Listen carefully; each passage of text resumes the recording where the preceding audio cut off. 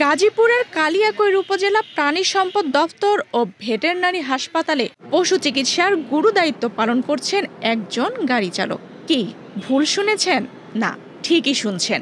সরকারি ভেটেরিনারি হাসপাতালের দায়িত্বে যিনি রয়েছেন তিনি কোনো চিকিৎসক নন, একজন গাড়ি চালক, যার নাম মিলন। অথচ এই হাসপাতালে পশু চিকিৎসার জন্য সরকারিভাবে চিকিৎসক, ঔষধ ও প্রয়োজনীয় সেবা থাকার কথা, কিন্তু বাস্তবে এসব সেবার দায়িত্ব তুলে দেওয়া হয়েছে এমন একজনের হাতে যার চিকিৎসাবিদ্যার কোনো প্রাতিষ্ঠানিক শিক্ষা বা প্রশিক্ষণ নেই। ফলে উপজেলার এসব বোবা প্রাণীদের জীবন এখন ভয়ঙ্কর ঝুঁকির মুখে। সরেজমিন ঘুরে এবং সেবা নিতে আসা একাধিক ভুক্তভোগীর সঙ্গে কথা বলে জানা গেছে, হাসপাতালে গেলে মূল চিকিৎসক বা কোনো ভেটেরিনারি কর্মকর্তাকেই দেখা যায় না। রোগ নির্ণয় থেকে শুরু করে ইনজেকশন দেয়া, এমনকি রোগ বুঝে টাকার চুক্তিও করে নিচ্ছেন এই গাড়ি চালক মিলন নিজেই। পশু প্রতি নেওয়া হচ্ছে 400 থেকে 1000 টাকা পর্যন্ত।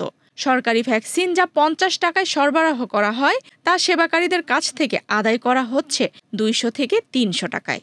হসপিটাল আসছে যে 500 টাকা গাড়ি ভাড়া দিয়ে, এখন ওষুধ লেখা দিছে। এটা আমাদের এই যে সম্পূর্ণ ওষুধ গুলা বাজার থেকে কিনে নিতে হইব। তাহলে সরকারি হাসপাতালে আসার মানে কি?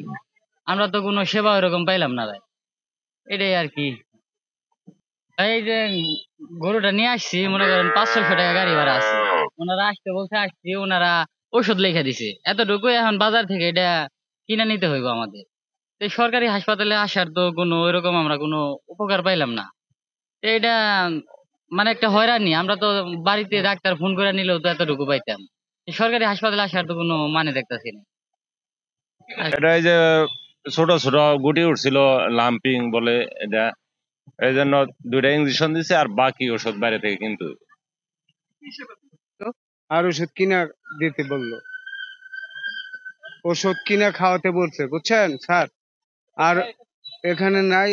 আর উপজেলাতে বিড়ালকে চোখের ডাক্তার দেখানোর জন্য পরে ডাক্তার ওষুধ লিখে দিয়েছে, পরে আমরা বাহির থেকে ওষুধ কিনে নিয়ে তারপরে চিকিৎসা নিয়েছি এখান থেকে। চাঞ্চল্যকর বিষয় হলো, ক্যামেরা দেখেই চিকিৎসা বন্ধ করে দৌড়ে পালান ওই গাড়ি চালক মিলন। একটু কথা বলেন। এদিকে মিলনের চিকিৎসা দেওয়ার বিষয়ে জানতে চাইলে কালিয়াকৈর উপজেলা প্রাণী সম্পদ কর্মকর্তা ডক্টর মোহাম্মদ মিজানুর রহমান বলেন, গাড়ি চালকের চিকিৎসা দেওয়ার কোনো অধিকারই নেই। যদি সে এ ধরনের কাজ করে থাকে এবং প্রমাণ পাওয়া যায়, তবে অবশ্যই তার বিরুদ্ধে ব্যবস্থা নেওয়া হবে। টাকা কেউ নেন, আমি করার নির্দেশ দিয়েছি। যদি কেউ টাকা নেয় সেবা দিয়ে, আমি ব্যবস্থা নেই। গাড়ি চালক না, না, গাড়ি চালক চিকিৎসা দেওয়ার কোনো যোগ্যতা নাই, যোগ্যতা রাখে না। যদি চিকিৎসা দেয়, আমরা বিধিমতো ব্যবস্থা নেই এবং সেই প্রমাণ বা তথ্য যদি আমরা পাই, আমরা প্রথমে থেকে শোকজ করে দেব। সে যদি সাবধান হয়ে যায় তাহলে ওকে, আর না হলে আমরা গাড়ি চালকের চিকিৎসা দেওয়ার কোনো অধিকার নাই।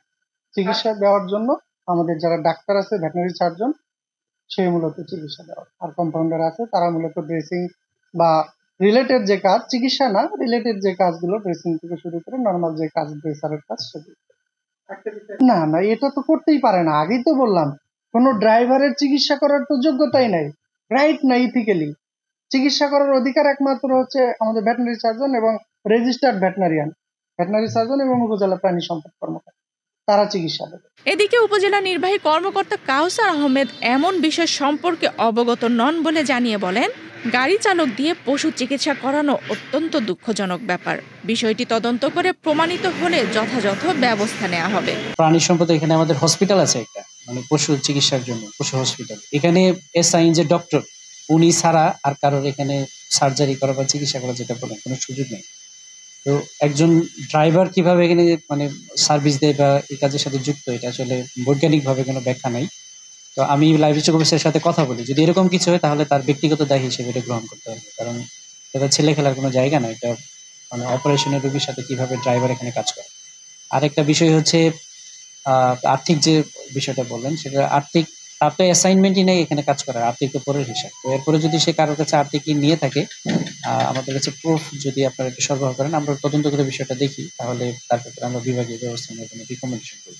আমরা চাই না যে এই ধরনের কোনো অব্যবস্থার কারণে আমাদের প্রাণী সম্পদ, মানুষ হোক বা প্রাণী, নিরাপদ ও সঠিক চিকিৎসা সেবা সবারই অধিকার, অথচ সরকারি ভেটেরিনারি হাসপাতালে যে অব্যবস্থাপনা চলছে তা হতাশ করেছে সেবা নিতে আসা সাধারণ মানুষকে।